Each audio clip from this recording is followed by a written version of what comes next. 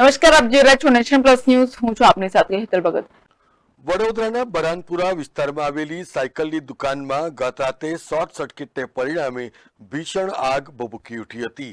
વડોદરાના બરાનપુરા વિસ્તારમાં આવેલ સાયકલ માર્કેટમાં એક સાયકલની દુકાનમાં અચાનક આગ લાગી હતી.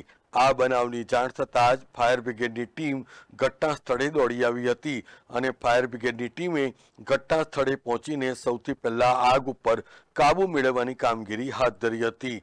સાયકલની દુકાનમાં આગ લાગવાને પરિણામે ટૂંક જ સમયમાં આ આગે વિકરાળ સ્વરૂપ ધારણ કરી લીધું હતું અને ધુમાડાના ગોટે ગોટા નીકળવાને પરિણામે ચારે બાજુ ભયનો માહોલ સર્જાયો હતો. ફાયર બ્રિગેડની તપાસમાં શોર્ટ સર્કિટને લીધે આ આગ લાગી હોવાનું પ્રાથમિક તારણ કાઢવામાં આવ્યું હતું. કેમેરામેન નવનીત પરમાર સાથે Satyam Nevaskar, nation plus news, Vadodara. સમાચારોના સતત અપડેટ માટે નેશન પ્લસ ન્યૂઝના યુટ્યુબ ચેનલને સબસ્ક્રાઇબ કરો, બેલ આઇકન દબાવો અને ફોલો કરો ઇન્સ્ટાગ્રામ, ફેસબુક અને ટ્વિટર પર.